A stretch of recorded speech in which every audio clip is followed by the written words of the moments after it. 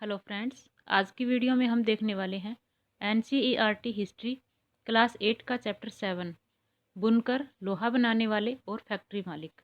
इसका पहला क्वेश्चन है, भारतीय कपड़े और विश्व बाजार के संदर्भ में निम्न कथनों पर विचार कीजिए। कथन 1, 18वीं सदी की शुरुआत में यूरोप में भारतीय कपड़े की इतनी अधिक मांग थी कि खुद इंग्लैंड की महारानी भी भारतीय कपड़ों से बने परिधान पहनती थी, जो कि सही है। ब्रिटिश सरकार ने अपने ऊन व रेशम निर्माताओं को संरक्षण प्रदान करने के लिए कैलिको अधिनियम पारित किया था, यह भी सही कथन है। भारत में संयुक्त प्रांत स्थित लखनऊ बंडाणा शैली के कपड़ों का सबसे महत्वपूर्ण केंद्र था, यह कथन यहाँ सही नहीं है। बंडाणा शैली के कपड़े जो है वे लखनऊ में नहीं, राजस्थान और गुजरात में बनते थे। तो ऑप्शन 1 और 2 यहाँ सही है। नेक्स्ट है, 19वीं सदी में बुनकरों द्वारा तैयार भारतीय कपड़े के संदर्भ में निम्नलिखित कथनों पर विचार करें। कथन 1, ब्रिटेन में सूती कपड़ा उद्योग के विकास से भारतीय कपड़े को अंतर्राष्ट्रीय कपड़ा बाजारों में ब्रिटिश उद्योगों में बने कपड़ों से मुकाबला करना पड़ता था, जो कि सही है। 19वीं सदी की शुरुआत में ब्रिटिश सरकार ने भारत से आने वाले कपड़े पर भारी सीमा शुल्क थोप दिए थे, यह कथन भी सही है। 19वीं सदी के अंत में दक्षिणी भारत के सोलापुर और पश्चिमी भारत का मदुरा बुनकरी के महत्वपूर्ण केंद्र थे, यह कथन यहाँ सही नहीं है। दक्षिण भारत का मदुरा था और सोलापुर जो है वह पश्चिमी भारत का केंद्र था। 1931 में चरखे को भारतीय राष्ट्रीय कांग्रेस के तिरंगे झंडे की बीच वाली पट्टी में जगह दी गई, जिससे खादी को बल मिला, यह कथन सही है। ऑप्शन 3 जो है वह यहाँ सही नहीं है। नेक्स्ट है, निम्नलिखित कथनों पर विचार कीजिए। कथन 1, भारत में औद्योगिक सूती वस्त्रों उत्पादन की पहली बड़ी लहर प्रथम विश्व युद्ध के समय दिखाई दी थी, जो कि सही है। भारत में लोहे एवं इस्पात में औद्योगिक विस्तार प्रथम विश्व युद्ध के समय शुरू हुआ, यह भी सही है। टीपू सुल्तान की तलवार में खास विशेषता वाली वुड स्टील का प्रयोग हुआ था, यह भी सही है। तीनों ही कथन यहाँ सही है। नेक्स्ट है, निम्नलिखित में से किस स्थान पर भारत की पहली सूती कपड़ा मिल स्थापित हुई थी। पहली सूती कपड़ा मिल बंबई में 1854 में स्थापित हुई थी। भारत में लोहा इस्पात कारखानों के संदर्भ में निम्नलिखित कथनों पर विचार कीजिए। कथन 1, भिलाई स्टील संयंत्र के लिए अयस्क की आपूर्ति का स्रोत ढूंढने में बंगाल के तांती समुदाय के लोगों ने सहायता की थी, यह कथन यहाँ सही नहीं है। तांती समुदाय के लोगों ने नहीं की थी, यह अगरकर जो समुदाय के लोग थे उन्होंने सहायता की थी। टिस्को की स्थापना सुवर्ण रेखा नदी के तट पर की गई थी, यह कथन सही है। ऑप्शन 2 यहाँ सही है। भिलाई स्टील संयंत्र के लिए अयस्क की आपूर्ति का स्रोत ढूंढने में सहायता करने वाला समुदाय अगरिया समुदाय था। अगरकर बोल दिया था मैंने गलती से, अगरिया समुदाय था। अगरिया जैसे कई समुदाय लोहा बनाने में माहिर थे। इन्होंने दुनिया के सबसे बेहतरीन लोहा अयस्क भंडारों में से एक राजहरा पहाड़ियों को ढूंढने में भी भूवैज्ञानिक चार्ल्स वेल्ड और जमशेदजी टाटा के बड़े बेटे की सहायता की थी। बंगाल का तांती एक प्रसिद्ध बुनकर समुदाय है। इसके अतिरिक्त उत्तर भारत के जुलाहे या मोमिन, दक्षिण भारत के साले व कोलार तथा देवांग समुदाय भी बुनकरी के लिए प्रसिद्ध थे। Tata iron and steel company की स्थापना जमशेदपुर में सुवर्ण रेखा नदी के तट पर हुई, जिसमें 1912 से स्टील का उत्पादन होने लगा था। भारत में की जाने वाली बुनाई तथा इससे संबंधित शहरों के संदर्भ में निम्नलिखित कथनों पर विचार कीजिए। कथन 1, पटोला बुनाई सूरत, अहमदाबाद और पाटन में होती थी, जो कि सही है। जामदानी बुनाई के लिए उत्तर प्रदेश स्थित लखनऊ सबसे महत्वपूर्ण केंद्रों में से एक था, यह भी सही है। बंडाणा शैली के कपड़े उत्तर प्रदेश के ज़्यादातर शहरों में बनाए जाते थे, यह कथन सही नहीं है। बंडाणा शैली के कपड़े राजस्थान और गुजरात में बनाए जाते थे। ऑप्शन 1 और 2 सही है।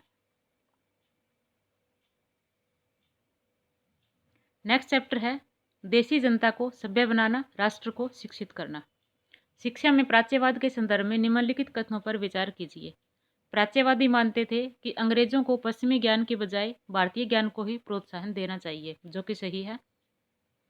विलियम जोन्स और हेनरी टॉमस कोलब्रुक प्राच्यवादी थे, यह कथन भी सही है। वोरेन हेस्टिंगस प्राच्यवादियों के घोर विरोधी थे, यह कथन सही नहीं है। वोरेन हेस्टिंगस प्राच्यवादियों के समर्थक थे, घोर विरोधी नहीं थे।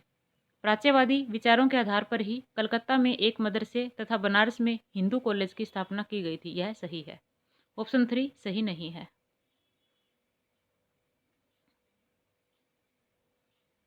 निम्नलिखित में से कौन एशियाटिक सोसाइटी ऑफ बंगाल के गठन से संबंधित नहीं है? कॉर्नवालिस जो है वह एशियाटिक सोसाइटी ऑफ बंगाल के गठन से संबंधित नहीं है। एशियाटिक सोसाइटी ऑफ बंगाल की स्थापना जो है वह विलियम जोन्स ने हेनरी टॉमस कोलब्रुक और नैथेनियल हॉलहेड की सहायता से की थी। नेक्स्ट है, प्राच्यवादियों का विरोध और पश्चिमी शिक्षा का समर्थन के संदर्भ में निम्नलिखित कथनों में से कौन से कथन सही है? प्राच्यवादी दृष्टिकोण के विरोधी मानते थे कि पूर्वी समाजों का ज्ञान त्रुटियों से भरा हुआ और अवैज्ञानिक है, जो कि सही है। प्राच्यवादियों का विरोध करने वालों में जेम्स मिल और थॉमस बेबिंगटन मैकॉले प्रमुख थे, यह भी सही है। प्राच्यवाद विरोधी मानते थे कि शिक्षा देशी जनता को खुश करने के लिए नहीं, बल्कि उपयोगी और व्यवहारिक चीज़ों के ज्ञान के लिए दी जानी चाहिए, यह कथन भी सही है। तीनों ही कथन सही हैं। नेक्स्ट है, एक अच्छे यूरोपीय पुस्तकालय का केवल एक खाना ही भारत और अरब के समूचे देसी साहित्य के बराबर है, यह कथन निम्नलिखित में से किसका है? यह कथन है थॉमस बेबिंगटन मैकॉले का। वुड्स डिस्पैच के संदर्भ में निम्नलिखित कथनों पर विचार कीजिए। कथन 1, इसमें प्राच्यवादी ज्ञान के स्थान पर यूरोपीय शिक्षा को अपनाने के फायदे बताए गए, जो कि सही है। इसमें तर्क दिया गया है कि यूरोपीय शिक्षा से भारतीयों के नैतिक चरित्र का उत्थान होगा और वे इंग्लैंड एवं कंपनी के प्रति अधिक सत्यवादी और ईमानदार बनेंगे, यह भी सही है। इस दस्तावेज में व्यवसाय को बढ़ावा देने के लिए शिक्षा देने का तर्क दिया गया था, यह भी सही है। सभी कथन सही हैं। 19वीं सदी में भारतीय शिक्षा और कंपनी के संदर्भ में निम्न कथनों में से कौन से कथन सही हैं? कथन 1, भारत में सक्रिय ईसाई प्रचारकों ने व्यवसायिक शिक्षा के पक्ष में दिए जा रहे तर्कों का घोर विरोध किया, जो कि सही है। कंपनी ने देसी स्कूलों में शिक्षा की प्रगति पर रिपोर्ट तैयार करने का जिम्मा विलियम एडम को दिया, यह कथन भी सही है। 1854 के बाद कंपनी ने देसी शिक्षा व्यवस्था में सुधार लाने के प्रयास किए, यह भी सही है। सभी कथन सही हैं। 19वीं सदी में भारतीय विचारकों और शिक्षा के संदर्भ में निम्नलिखित कथनों पर विचार कीजिए। कथन 1, महात्मा गांधी पश्चिमी शिक्षा के विरुद्ध थे, परंतु रविंद्रनाथ टैगोर ने पश्चिमी शिक्षा का पूर्णतः समर्थन किया, यह कथन सही नहीं है। महात्मा गांधी और रविंद्रनाथ टैगोर दोनों ही पश्चिमी शिक्षा के विरुद्ध थे, परंतु इनमें फर्क था। महात्मा गांधी ने भारतीय शिक्षा को बढ़ावा देने के लिए शांति निकेतन नामक संस्था की शुरुआत की, यह कथन भी सही नहीं है। शांति निकेतन नामक संस्था की शुरुआत रविंद्रनाथ टैगोर के द्वारा की गई थी। तो न ही तो यहाँ 1 सही है और न ही कथन 2। महात्मा गांधी और रविंद्रनाथ टैगोर पश्चिमी शिक्षा के विरुद्ध थे, लेकिन दोनों के बीच में फर्क भी था। गांधी जी पश्चिमी सभ्यता और मशीनों व प्रौद्योगिकी की उपासना के कट्टर आलोचक थे। टैगोर आधुनिक पश्चिमी सभ्यता और भारतीय परंपरा के श्रेष्ठ तत्वों का सम्मिश्रण चाहते थे। शांति निकेतन संस्था की शुरुआत रविंद्रनाथ टैगोर ने 1901 में की थी।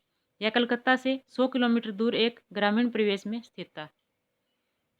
19वीं सदी तक की देसी शिक्षा व्यवस्था के संबंध में निम्नलिखित कथनों पर विचार कीजिए।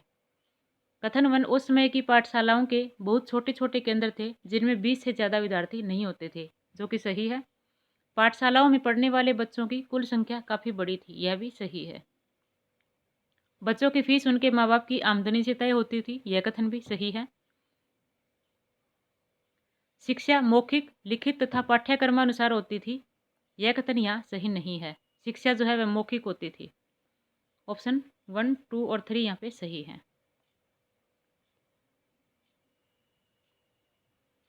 ईसाई प्रचारक विलियम एडम ने देसी शिक्षा के संबंध में कंपनी को सौंपी अपनी रिपोर्ट में निम्न बातें बताई।